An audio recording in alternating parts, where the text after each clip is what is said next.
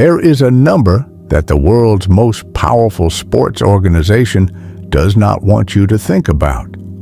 The number is 6,500. It is not a score. It is not a statistic from any match. It is not a record broken by any athlete. It is the estimated number of migrant workers who died in Qatar between 2010 and 2022. Between the day the World Cup was awarded to a small desert nation that had never qualified for the tournament it was now hosting, and the day the last ball was kicked in the final match, 6,500 human beings, workers who had left their homes in Nepal and India and Bangladesh and the Philippines and Kenya, who had kissed their families goodbye and traveled to a country they had never seen, who had gone to build stadiums for a tournament that the world would watch from comfortable sofas in heated living rooms, and who never came home. The official number, the number that FIFA and the Qatari government prefer to cite, is much smaller. They acknowledge 37 deaths directly linked to stadium construction. 37 out of 6,500. The gap between those two numbers is not a statistical discrepancy. It is a deliberate, carefully maintained, institutionally protected lie. And it is only the beginning of what this story contains. Because the deaths of those workers, as horrifying as they are not even the darkest part of what happened when the world's most beloved sporting event was sold to the highest bidder. This is the story of how the FIFA World Cup was bought, how the men who bought it hid what they had done, and how the institution that was supposed to protect the integrity of football looked the other way. For money? To understand what happened in 2010 when FIFA awarded the 2022 World Cup to Qatar, you need to understand what FIFA had become by that point. The Fédération Internationale de Football Association was founded in 1904. It began as a small administrative body designed to organize international football competitions between European nations. Over the course of the 20th century, it grew into something that its founders could never have imagined. By the early 2000s, FIFA controlled the most watched sporting event on earth. The FIFA World Cup attracted more viewers than the Olympic Games, more viewers than the Super Bowl, more viewers than any other regularly scheduled event in the history of television. The rights to broadcast that tournament were worth billions of dollars. The sponsorship packages attached to it were worth billions more, and at the center of all of that money sat a small group of men who had structured FIFA in a way that gave them almost complete control over how it was spent. Sepp Blatter had been FIFA's Secretary General since 1981 and its president since 1998. He ran the organization with a combination of political skill, institutional loyalty, and an understanding of human weakness that would have made J. Edgar Hoover appreciate his methods. He knew what people wanted, he knew how to give it to them, and he knew how to make sure that the people who received what they wanted remembered who had given it. FIFA's executive committee, the small group of men who voted on the most important decisions the organization made, including the awarding of World Cup hosting rights, had been cultivated by Blatter for years. These were not elected officials in any meaningful democratic sense. They were appointed, they were managed, they were maintained in their positions through a careful distribution of benefits, contracts, and opportunities that kept them loyal and kept them quiet. And in December 2010, this committee made two decisions that would eventually bring the entire structure crashing down. they awarded the 2018 World Cup to Russia and the 2022 World Cup to Qatar. The reaction in the football world was immediate and almost universally disbelieving. Qatar is a nation the size of Connecticut.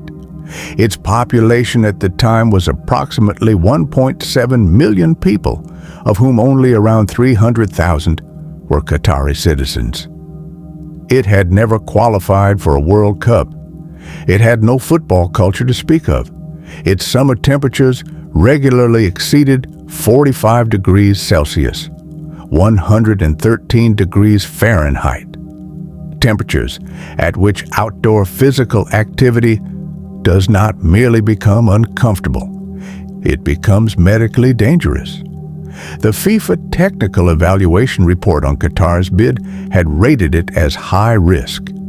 The report noted the extreme heat, the lack of existing infrastructure, the absence of a genuine football tradition. It recommended against awarding the tournament to Qatar.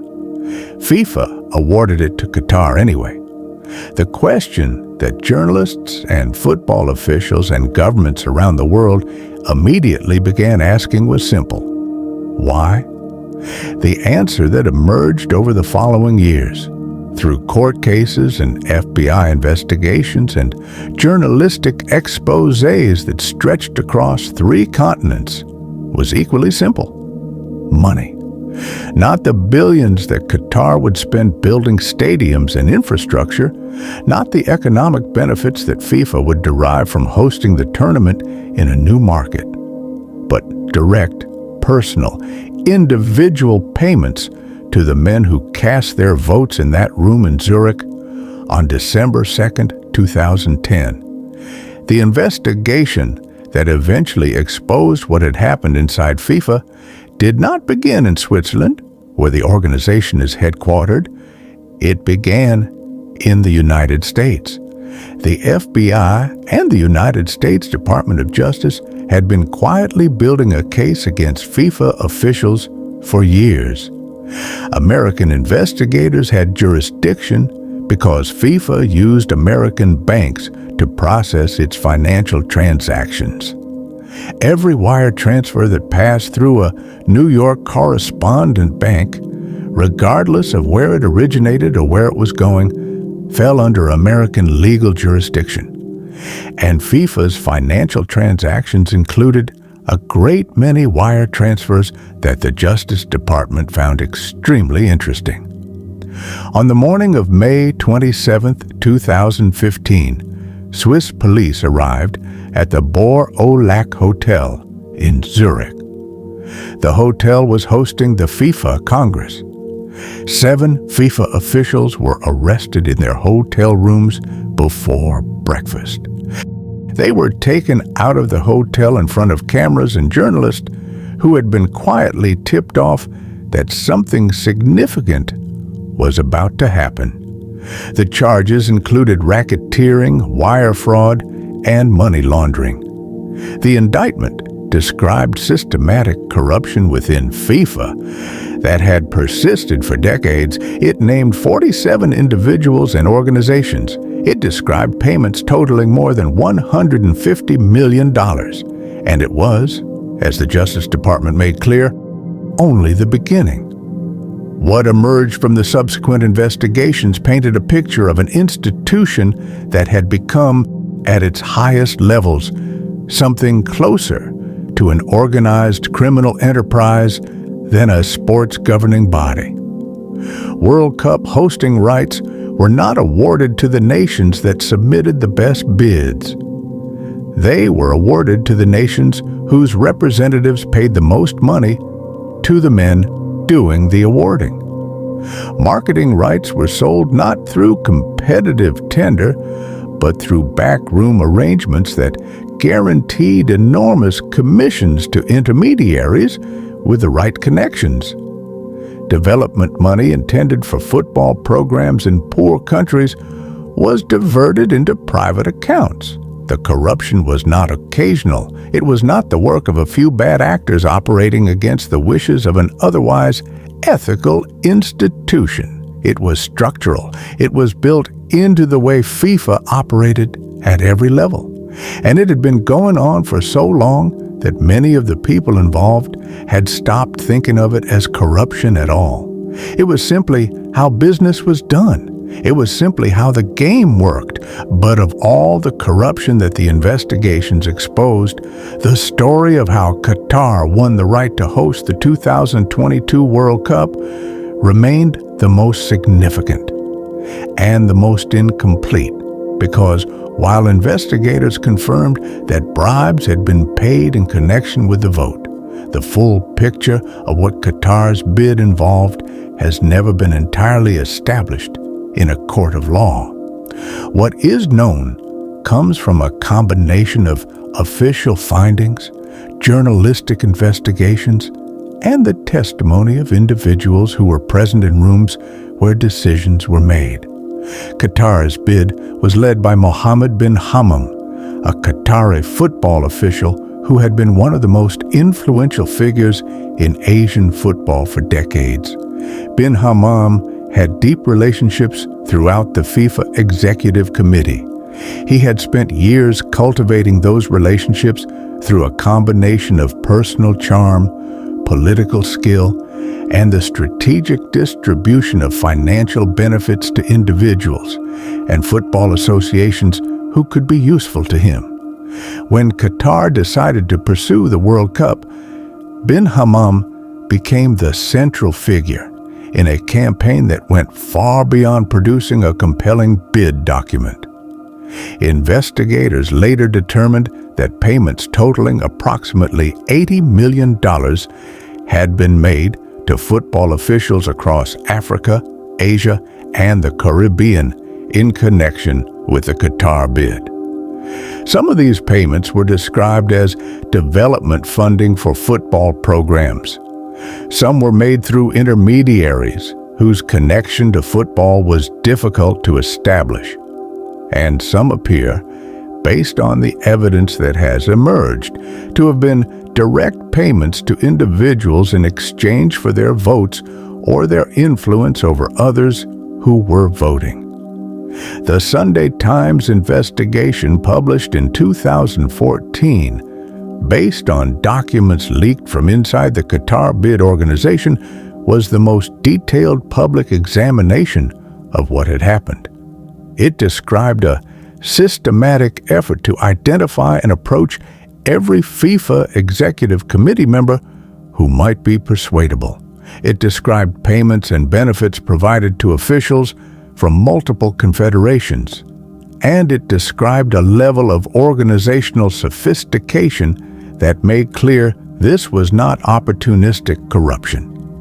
It was a planned and executed campaign to purchase one of the most valuable prizes in world sport.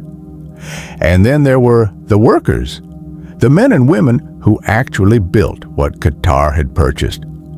Qatar in 2010 had almost no construction workforce capable of building the infrastructure required for a World Cup.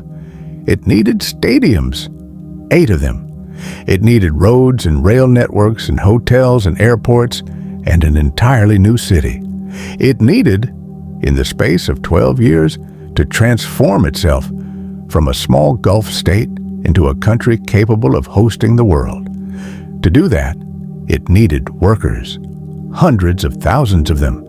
They came from Nepal, from India, from Bangladesh, from Pakistan, from the Philippines, from across sub-Saharan Africa. They came because they were offered wages that, while low by Western standards, represented life-changing sums in the countries they were leaving. They came because recruiters promised them conditions that bore little relationship to what they actually found when they arrived. And when they arrived, many of them found themselves trapped. The kafala system, the labor sponsorship arrangement that governs migrant workers in Qatar and several other Gulf states, tied workers to their employers in ways that made it extremely difficult to leave Workers who had paid recruitment fees of thousands of dollars to secure their jobs arrived to find that the contracts they had signed in their home countries had been replaced with different contracts offering lower wages and fewer protections. If they complained, they risked losing their jobs. If they lost their jobs, they could not legally remain in the country. If they tried to leave without their employer's permission, they could be arrested. They were, in a legal and practical sense, captive. And they worked in conditions that the summer temperatures of Qatar made genuinely life-threatening. Outdoor temperatures regularly exceeded 40 degrees Celsius during the months when construction activity was at its height. Workers labored through the hottest hours of the day because the construction schedules demanded it. They lived in labor camps where conditions varied enormously, from the merely uncomfortable to the genuinely dangerous, and they died. The Qatari government's official position was that the deaths were not related to heat stress, that workers had died of natural causes, of cardiac events and respiratory failure that had nothing to do with the conditions in which they were working. The Guardian newspaper, which conducted the most comprehensive investigation into worker deaths in Qatar, analyzed mortality data from the countries that sent the most workers. Its conclusion was that the number of deaths among migrant workers in Qatar between 2010 and 2020 was approximately 6,500. Not 37, 6,500. The discrepancy exists because the Qatari government counts only deaths that occur on construction sites and can be directly attributed to accidents. It does not count the workers who collapsed in their labor camp accommodation after a 12-hour shift in 40-degree heat. It does not count the workers who died of heart failure at ages when heart failure does not naturally occur. It does not count the workers whose bodies were repatriated to their families with causes of death listed as natural when there was nothing natural about a 24-year-old dying in his sleep after months of extreme physical labor in extreme heat. FIFA watched all of this. FIFA knew all of this. Gianni Infantino, who replaced Sepp Blatter as FIFA president in 2016, visited Qatar multiple times during the construction period. He was aware of the labor rights concerns. He was aware of the criticism coming from human rights organizations and from European football associations. And his response was to manage the criticism rather than address the cause of it. In February 2022, just months before the tournament began, Infantino gave a speech that drew more international condemnation than perhaps any statement ever made by a major sporting official. He told journalists and FIFA officials that he felt Qatari, that he felt African, that he felt like a migrant worker. He said that Europeans who criticized Qatar's human rights record had no moral standing to do so, given Europe's own history of colonialism. He did not mention the 6,500 workers. He did not mention the kafala system. He did not mention the $80 million in payments that investigators had linked to Qatar's bid. He talked about football, about unity, about the beautiful game bringing the world together. The tournament itself was played. The stadiums were magnificent. The matches were compelling. Argentina won the World Cup in a final that many called the greatest in the history of the tournament. Lionel Messi, at the age of 35, finally lifted the trophy that had eluded him his entire career. It was a genuinely beautiful sporting moment, and FIFA used that beauty as it has always used the beauty of football to paper over everything that surrounded it. Because that is what FIFA has always understood better than almost any other institution on earth. People love football. They love it deeply and personally and emotionally in a way that makes them willing to forgive almost anything done in its name. And FIFA has spent decades exploiting that love, using the genuine joy that the game creates to protect the corruption that surrounds it, using the beauty of the sport to make the ugliness of the institution invisible. Here is what we know.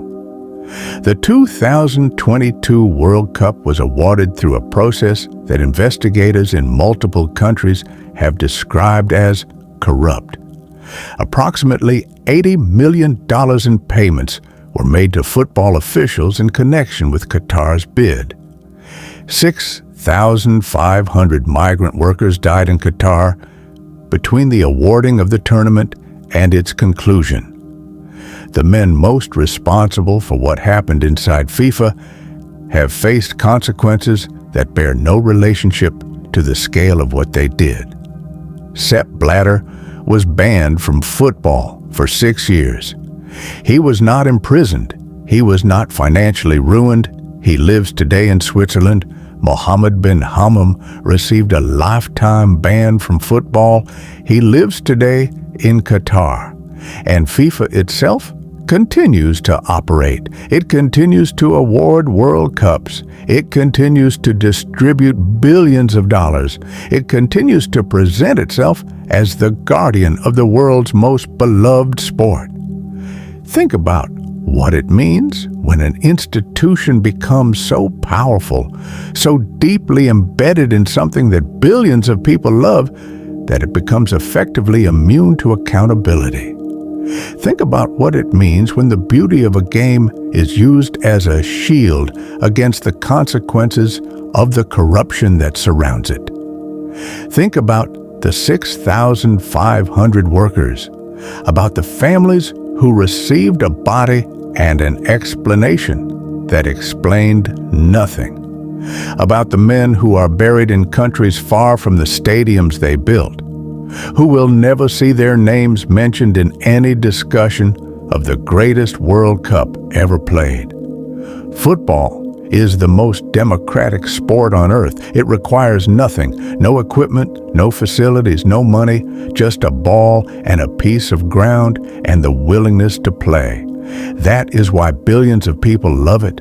That is why it belongs to everyone. And that is why what was done to it in Zurich on December 2nd, 2010 was not just corruption. It was a theft. A theft from every person who has ever kicked a ball in a street or a field or a schoolyard and felt the simple joy of the game. If this story made you angry, if it made you ask why the people responsible are still free, subscribe. Because what FIFA did with the World Cup is only one chapter in a much longer story about what happens when money is placed above everything else. And I am just getting started.